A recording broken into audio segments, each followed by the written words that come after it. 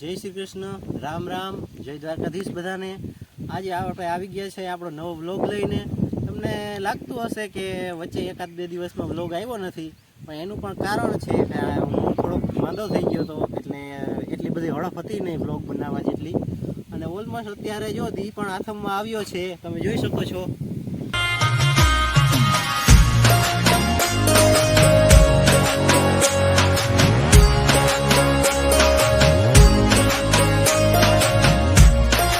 મિત્રો હમણાં જ તમે સનસેટ જોયો છે અને એમાં તમને બાજરો પણ દેખાણો હશે, અને એ બાજરો હવે સાવ પાકી ચૂક્યો છે, એટલે હવે એને થોડાક જ દિવસોમાં લણવાની તૈયારી જ છે।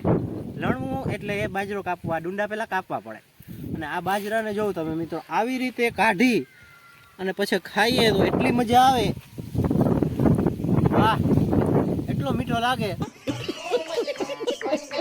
તમે જોઈ શકો છો ઘણો બધો છે, એટલે એક બે દિવસમાં તો એનું કામ પણ પતે એમ નથી। અને મારે પણ હમણાં એકાદ બે દિવસમાં એક્ઝામ આવે છે, એટલે મારે બાજરો લણવાનો ટાઈમ પણ નથી।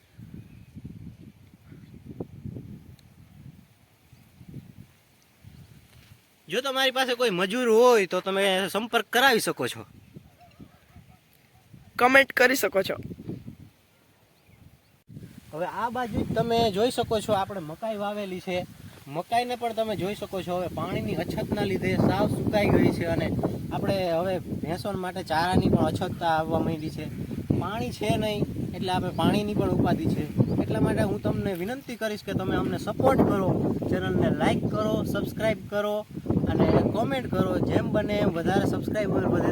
આ બધી આપણે ફાલતુ વાતો કરી, એના ઉપરથી મને એક ખૂબ જ અગત્યની વાત યાદ આવે છે કે આપણે આ કેમિકલવાળા જમાનામાં માણસોને ચામડીના રોગ ખૂબ જ થતા હોય છે, અને માણસો ઘણી બધી દવા કરતા હોય છે, પણ એના માટે એક ખૂબ જ સરસ દેશી ઉપાય તમને કહું ને તો આપણો આ કડવો લીમડો છે ને, એ ખૂબ જ સરસ એક દેશી ઉપાય છે। હવે આપણે રસ્તામાં જો આ હવે પંપ તમે જોઈ શકો છો, અને આ છે વારો ને આપણે તીબડા ગોઠવા છે। બાજરો આપણે જે વાવેલો છે એમાં રોજડા ખૂબ જ આવે છે, રોજડા માટે તમે આ જો તીબડા બોઈ દો ને તો એ બેસ્ટ ઉપાય છે। બાકી તમને એને કરંટ મૂકો તો એનાથી એને કાંઈ ફરક નથી પડતો। અને હવે હું તમને લીમડો બતાવું, ચાલો। અહીંયા વારો વચમાં આડો આવે,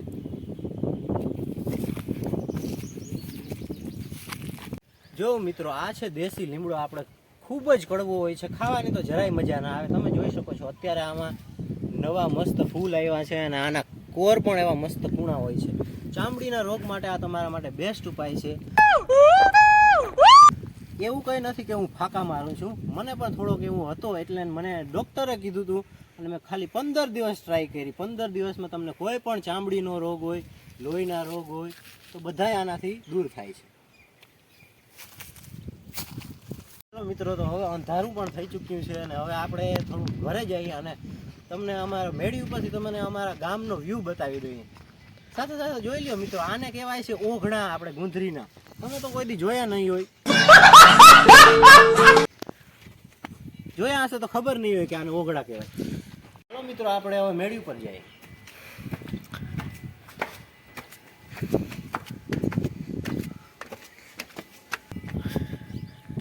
જુઓ મિત્રો, તો આપણે પહોંચી ચૂક્યા છે મેળી ઉપર। અત્યારે આપણે બાજુમાં જ મંદિર છે, ત્યાં આરતી થાય છે, અને તમે જોવો હોય આપણા ગામનો વ્યૂ ને આ મસ્ત મજાના ઝાડવા કેટલા છે અમારે અહીંયા।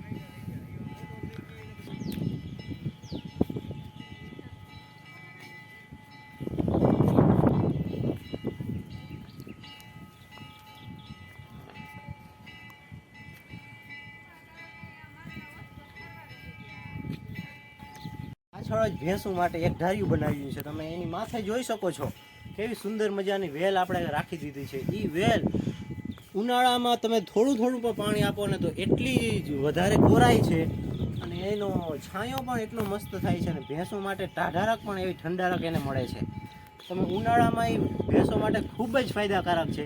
ઉનાળામાં લૂ બહુ પડતી હોય એટલે બધા માણસો એમ કરતા હોય કે ભેંસો દૂધ બારી જાય છે, પણ આ વેલ તમે માથે નાખી દો એટલે ઉનાળામાં ગમે એવો તડકો પડે તો પણ તમારે ભેંસોને એટલી ઠંડારક આવે ને તો તમારે ભેંસો દૂધ ક્યારેય બારે નહીં।